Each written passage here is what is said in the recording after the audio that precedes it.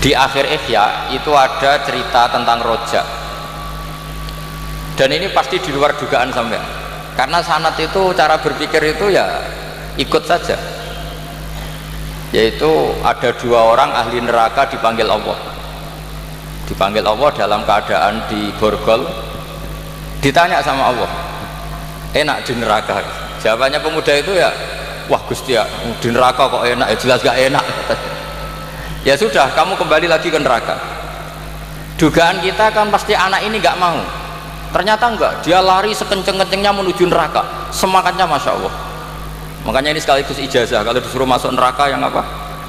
Semangat. Oh itu Tuhan akhirnya tanya, loh kamu tak suruh ke neraka kok semangat? Gusti saya ini sudah kapok, ketika di dunia kalau jenengan nyuruh sholat saya lelet, jenengan menyuruh kebaikan saya lelet, sebagai bentuk kapok saya dengan menyuruh saya ke neraka saya semangat supaya saya nurut, barokahnya semangat menuju neraka, ya sudah di surga saja gitu. Ya makanya ini nanti kalau kamu disuruh masuk neraka yang apa?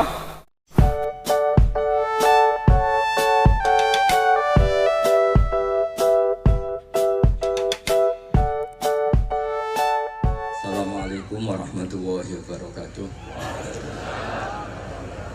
Bismillahirrahmanirrahim. Tabarakalladzi nazzalal furqana ala 'abdihi liyakuna lil 'alamin nadhira. Allahumma shalli wa sallim ala sayyidina Maulana Muhammad wa ala alihi wasallim asma'in amma ba'du. Saya mau cerita sedikit tentang sanad.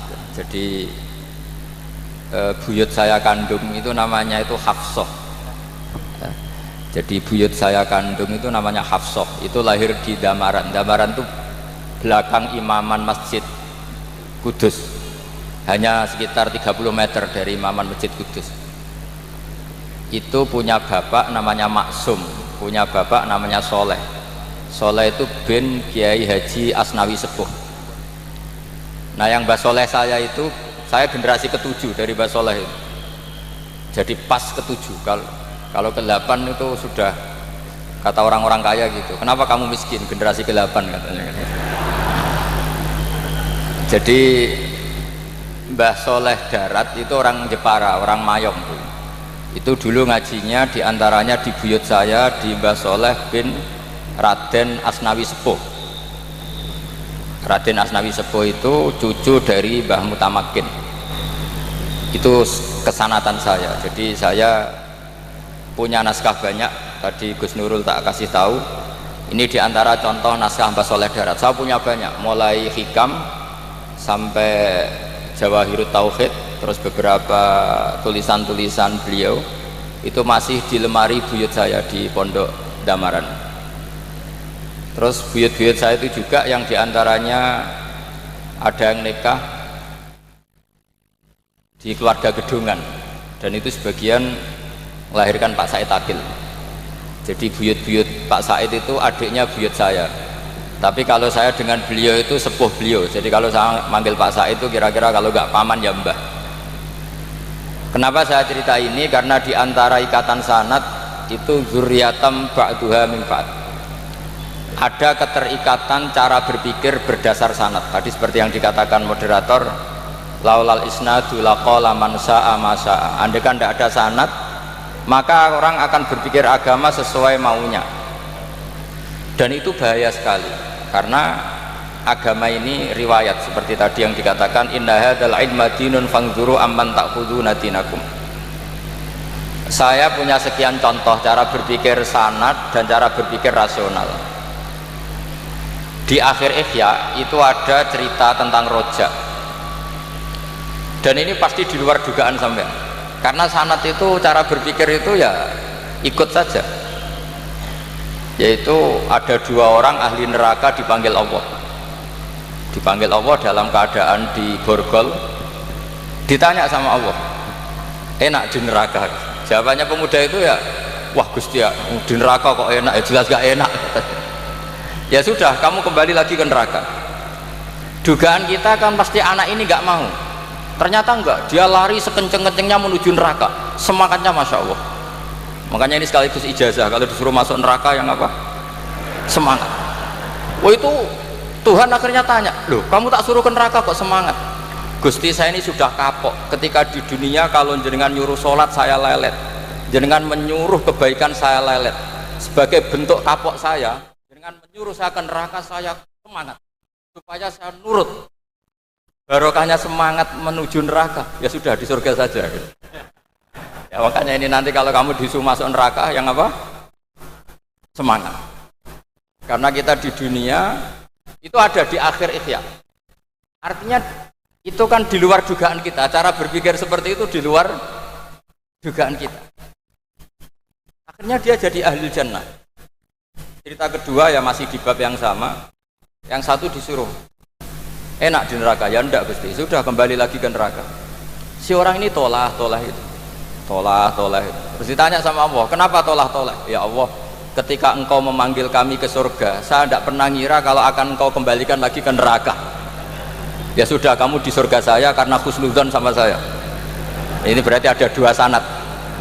Lucunya sama-sama benar, yang semangat ya benar, yang lelet juga benar. Maka kamu punya dua pilihan. Nanti kalau disuruh masuk neraka, bisa semangat, bisa apa? Lelet. Dan semuanya nanti di surga. Artinya begini, sanad itu apa ya? Enggak yang kita duga. Makanya saya mohon siapapun yang mencintai agama ini harus banyak baca. Jangan nuruti emosi, kemudian emosi itu di atas namakan agama. Di Sahih Muslim itu ada cerita, ini termasuk hadis pegangan kan Sahih Bukhari Muslim.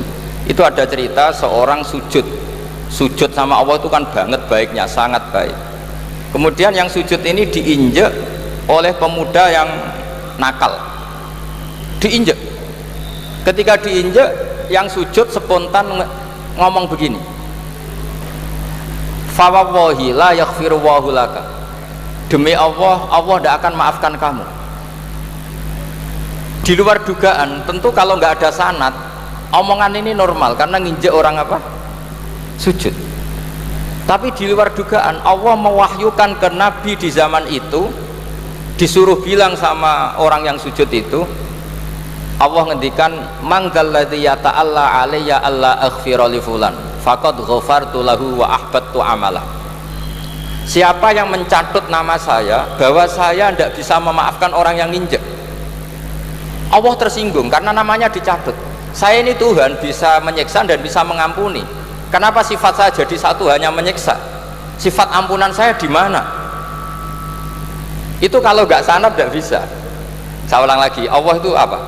Zat yang bisa yaghfiru liman yasha wa yu'adzibu may yasha. Tapi orang yang sujud ini hanya mensifati Allah satu, yaitu Allah pasti menyiksa. Dan Allah tersinggung. Bagaimana mungkin saya Tuhan hanya berstatus bisa menyiksa, tidak bisa mengampuni? Akhirnya orang ini disalahkan, malah yang sujud tadi bilang ke orang itu, sujudnya saya hapus pahalanya, dan yang nginjek saya hapus dosanya. Tapi ya bukan berarti terus kamu boleh nginjek orang sujud, ya enggak. Artinya gini loh, saya hanya memperkuat moderator tadi, berpikir agama itu berdasar sanad. Kalau nuruti emosi pasti kita akan setuju Allah tidak ngampuni yang menginjak. Tapi berdasar sanad, berapa orang yang dulu melukai Nabi, bahkan punya niat membunuh Nabi, akhirnya ditobati oleh Allah Subhanahu wa Ta'ala. Siapa yang nggak tahu cerita Suraqah, orang yang niatnya membunuh Nabi, ditobati Allah. Siapa yang nggak tahu cerita Khalid bin Walid, orang yang punya konsep untuk mengalahkan Nabi di perang Uhud, juga akhirnya masuk Islam dan diampuni Allah. Banyak lagi tokoh kafir yang dulu musuhi Nabi akhirnya ditobati oleh Allah.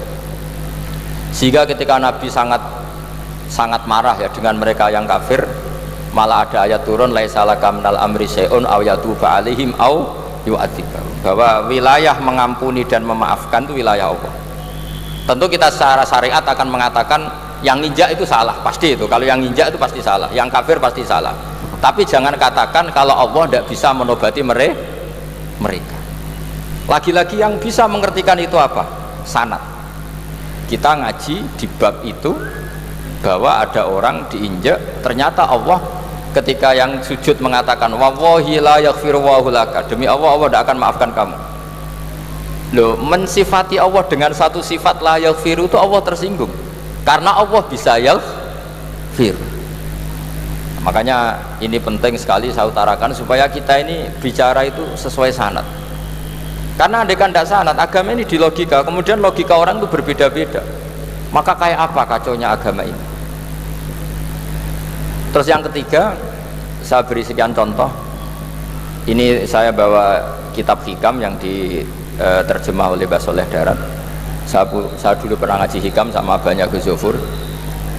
Cara berpikir Abul Hasan Asyadzili misalnya, umumnya orang itu kan kalau amal itu ingin diterima ya, kalau sujud ingin diterima Allah, kalau sholat ingin diterima Allah, dan kalau sangat ingin itu biasanya terus berlebihan, saking berlebihannya terus nangis minta amalnya diterima gitu.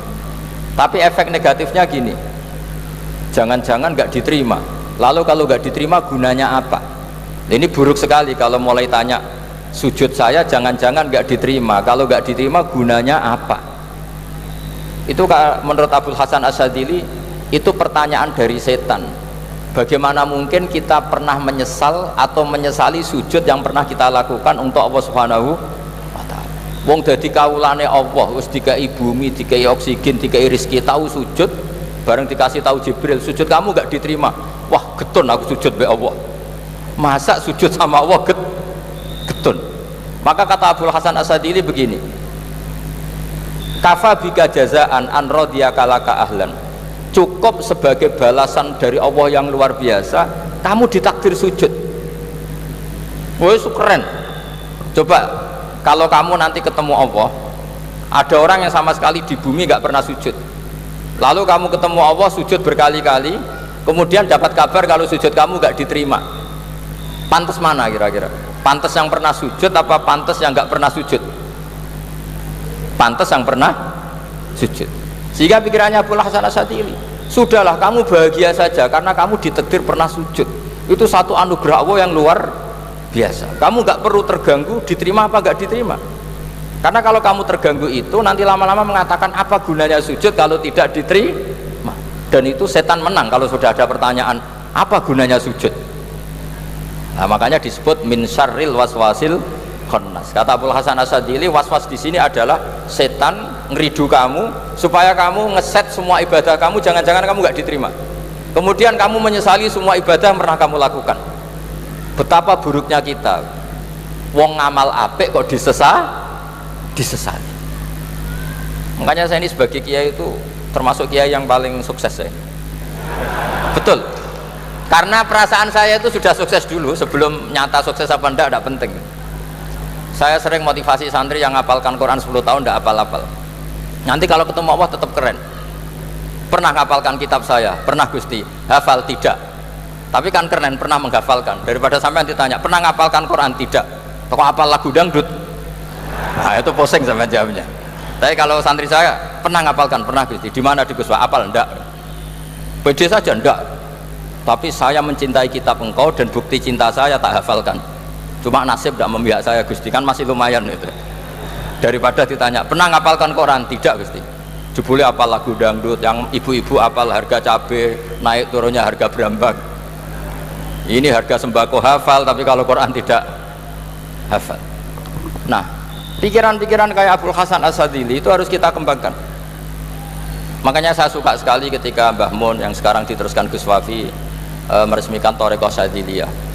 Ya cerminannya kitab hikam itu yang diterjemah Mbah Soleh Darat, karena hikam adalah murid Abul Abbas Al-Mursi, beliau adalah murid Abul Hasan Asyadzili. Jadi gampangannya kalau sampean ingin tahu cara berpikir Abul Hasan Asyadzili itu ngaji hikam, karena hikam itu cucu muridnya Abul Hasan Asyadzili, dan itu cara berpikir gampang sekali. Misalnya hubungan dengan Allah, ilahi kullama akhrosani lu'mi antokoni karomuka. Ya Allah, ketika saya terbungkam oleh kesalahan-kesalahan saya, sampai saya ini merasa tidak pantas minta, tidak pantas memohon sama engkau karena dosa saya banyak. Tapi kata beliau antokoni karomuka, tapi saya berani melafadzkan doa itu berdasar rahmat kamu tidak terbatas. Dan itu indah sekali kata-katanya, ilahi kullama akhrosani lu'mi antokoni karomuka. Jadi kulama akhrosa sekirane bungkam bisokno ya nafsula taknati min zallatin azumat innal kabaira fil ghufrani kalamami. Jadi yang seperti yang dikatakan tadi Gus Ubaidillah tadi, ya sudah, kadang ada baron saya, ada Busiri, ya saya tidak tahu karena bacanya innal kabaira fil ghufrani kalamami la'alla rahmata rabbihina yaksimuha ta'ti ala hasabil isyani fil kisami. Itu ada orang terlalu fanatik kebaikan datang ke Abul Hasan Asyadzali gerutu karena dunia ini sudah kacau balau, banyak maksiat, banyak macam-macam. Apa jawabnya Abul Hasan Asyadzali? Man ahabba alla yusawahu fi ardi faqad ahabba alla tadhara maghfiratuh. Jadi malah dibalik, kalau kamu ingin dunia ini steril, nggak ada apa-apa, berarti kamu tidak suka akan kelihatan maghfirahnya Allah. Jadi sanad-sanad seperti ini harus kita jaga, meskipun tidak kita manfaatkan untuk kepentingan hadzun nafsi, tapi kita harus kita jaga sehingga kita jadi orang itu tidak terlalu sepaneng dengan pikiran kita bahwa maksiat itu pasti mendatangkan azab. Kok kamu katakan pasti, itu buktinya apa? Maksiat itu salah, kalau salah harus istighfar. Maksiat itu salah, tapi Allah bisa saja mentobati yang maksiat kemudian jadi orang baik, karena Allah tetap bersifat yaghfiru liman yasha wa yu'adzibu may yasha. Kok kamu katakan pasti-pasti, itu sanadnya dari mana? Jadi ini pentingnya sanad ya. Jadi kita harus terus menjaga sanad ini supaya cara berpikir agama sesuai garis yang pernah ditulis oleh para ulama, yang semua itu musalsal ila Rasulillah Shallallahu Alaihi Wasallam. Terus ini mumpung ini di depan Gus Zofur juga, ini pernah tak baca di depan putra-putra beliau, di depan anak-anak. Ini nanti saya hadiahkan ke PWNU Jawa Tengah. Saya nulis kitab ini sebagai bentuk saya bahwa apa yang dilakukan Syekhina Kiai Haji Maimun Zubair semuanya itu berdasar khazanah-khazanah yang ada dalam kitab-kitab Al-Kutubil Mu'tamadah. Di antaranya ini kitab Khilyatul Aulia. Kitab Khilyatul Aulia itu kitab kesayangan Imam Ghazali. Sampean kalau baca Ihya juz 4 itu beliau memberi saran ke kita, wa alaika bimudawamati mutolaati kitabi Khilyatil Aulia wa tabaqatil asfiya. Karena Imam Ghazali fi manaqibil akhyar itu nginduk kitab Khilyatul Aulia karangannya Abu Nu'aim Al-Asfihani. Kalau di tasawuf beliau nginduk kitab namanya Qutil Qulub karangannya Abu Thalib Al-Makki. Kalau di fikih tentu beliau nginduk gurunya sendiri Imamul Haromen, yaitu Nihayatul Matlab fi Dirayatil Madhab. Ini saya beri contoh kenapa Mbah Mun, Kiai Ubaidillah, semua tokoh-tokoh NU cara perilaku itu santai, rileks tapi terarah. Ini saya beri contoh, ini riwayat dari Sufyan bin Uyainah, termasuk gurunya Imam Syafi'i. Ini halaman Amit kesana tinggi Pak Kiai. Tak kasih. Yang pengurusan masa tablik. Halaman 24. Ya, ini di halaman 24 saya terangkan An Sufyan bin Uyainah kana Isa wa Yahya alaihi wassalam ya'tiyanil qaryata fayas'alu Isa an syirari ahliha wa yas'alu Yahya an khiyari ahliha. Faqala lahu Yahya lima tanzilu ala syirarin nas qala innama ana tabibun udawil mardo. Ini di juz 7 halaman 323. Jadi mulai dulu ulama itu ada yang fokus ngelola orang-orang soleh, tapi ada juga yang mendokteri orang-orang yang macam-macam. Nabi Isa itu kalau di satu daerah tanya, di sini yang orang nakal-nakal di mana? Oh di situ. Terus beliau ke situ. Ditanya Nabi Yahya, kenapa ke situ? Saya ini nabi, nabi itu biman zilatit tabib. Saya ini ibarat dokter. Tentu dokter itu yang menyembuhkan orang-orang yang sakit. Sehingga kiai-kiai kita itu ya kancanan orang soleh ya mau, bina orang fasik ya mau. Lah yang nggak boleh itu yang potensi katut fasik, itu nggak boleh. Jadi apa ya, supaya kita itu melihat sesuatu itu udah seudon, kiai kok berteman orang fasik. Saya berkali-kali bilang berteman orang fasik itu haram. Tapi kalau dibalik pertanyaannya, membina orang fasik hukumnya gimana? Baik, bisa membina kalau berteman, ya sudah dibolak-balik gitu. Tapi kalau dibalik, berteman orang fasik menjadi fasik, ya jangan berteman kalau buatnya masih seperti itu. Ya terus saya teruskan ya. Sayyidina Umar itu terkenal orang yang sangat keras. Sayyidina Abu Bakar terkenal orang yang layyinal janib, orang yang sangat santun, sangat sopan. Tapi anehnya ketika Abu Bakar mau wafat, itu khilafah atau khalifah itu diwasiatkan supaya yang mimpin itu Umar. Padahal orangnya sangat keras. Tapi yang jarang diketahui publik adalah ngiranya Umar keras itu wataknya. Ternyata enggak. Di sini diterangkan Umar wataknya itu sebetulnya bisa memilih keras atau halus. Ini saya baca ya di halaman 25. Beliau ditanya oleh Abdurrahman bin Auf. Terus beliau menjawab, ya Abdurrahman, wallahi laqad lintu linnasi hatta khasyituha fil lain. Tsumma staddattu alaihim hatta khasyituha fi syiddah. Fa ainal makhraj. Terus di sini saya terjemah, saya saat lunak juga takut sebab lunak bisa dianggap pembiaran, tapi saya juga takut Allah saat keras, sebab keras jangan-jangan termasuk tanfir, orang lari dari kebenaran. Ya misalnya gini, sampean punya anak putri atau punya ponakan pacaran gitu, datang ke kamu sama cowoknya, kalau kamu lunak pasti ponakan kamu ngira wong Pak D gak apa-apa, padahal Pak D saya itu kiai, ternyata saya gak ditegur. Lunak itu punya akibat dianggap pembiaran terhadap maksiat ya. Tapi kalau kamu keras, wah nak nenggonku tak wantemi watu, kan gak pernah ke kamu, bagaimana bina wong sowan saja gak berani.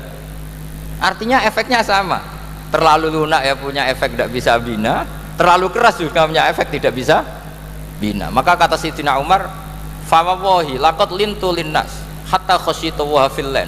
Artinya saat bersikap lunak saya takut Allah karena lunak bisa dianggap pembiaran terhadap maksiat. Tsumma staddattu alaihim hatta khasyituha fi syiddah.